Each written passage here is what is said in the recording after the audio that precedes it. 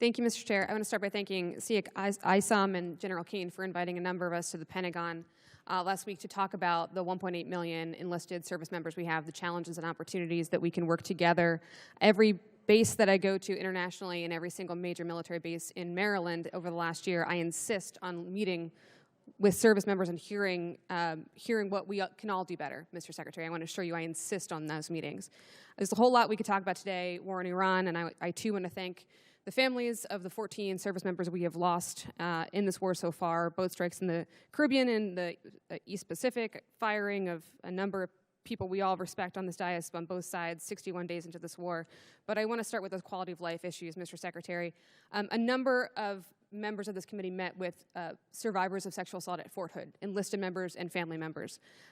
You sat here last year and you said, quote, "I applaud Congress for the efforts that have been ongoing to address sexual assaults, which we do need to drive down to zero. That funding has not been reduced." I appreciate that, but the budget we have before us is level funded from last year, which you would agree is a realized cut year over year. So I want to give you the opportunity to talk about how you're still going to drive those sexual assault numbers down to zero via flat funding.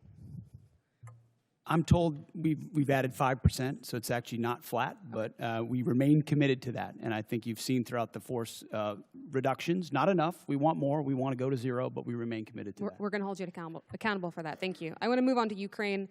I don't normally agree with Mitch McConnell, but as you know, the department is withholding approximately $400 million in appropriated security assistance to Ukraine. Despite some public belittling, Ukraine has stepped up perhaps more than any other ally for us in the Middle East. They're harnessing the superiority that they have generated from a hard-fought war with Russia. They are intercepting Iranian drones that threaten U.S. and partner forces in the Middle East. But, Mr. Secretary, I'm very concerned about that $400 million. Can you please let this committee know, folks watching at home, the Ukrainian people, when they can expect that $400 million in Ukraine support passed by Congress bipartisanly last year to be released and put on contract for its congressionally intended purpose, the defense of Ukraine? So the department recognizes that $400 million was allocated for European capacity building, and as of yesterday, it has been released. As it released, and under contract released as of yesterday. How would you describe it, Jay? Not under contract, but released to be put under contract. Let me ask you a different way, Mr. Hurst.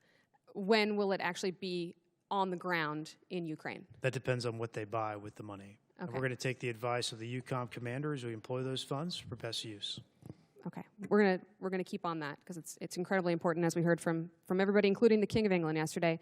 I'm gonna stay on our allies here. It's clear that the president didn't account for the Strait of Hormuz being closed, global market, oil market disruption, gas prices skyrocketing. Mr. Secretary, gas in my district, Maryland, not California, $4.11.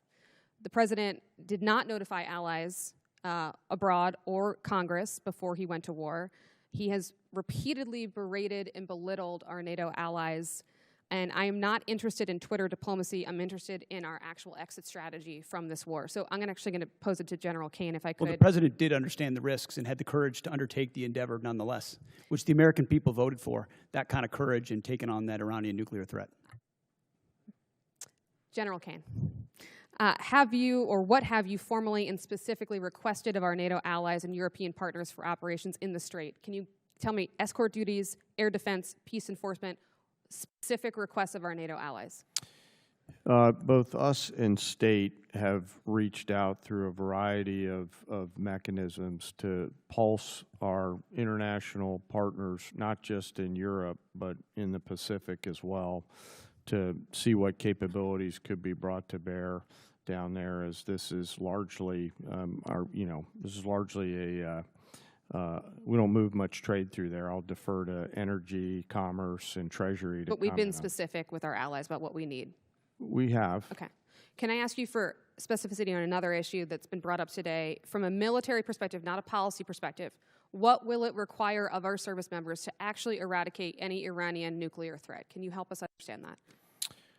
There's such a wide range, ma'am, of options in there, all of which are classified. It would be out of my swim lane, but we always deliver the full range of options, the associated risks, and the advice to go do the things that we would be asked to do. There's many.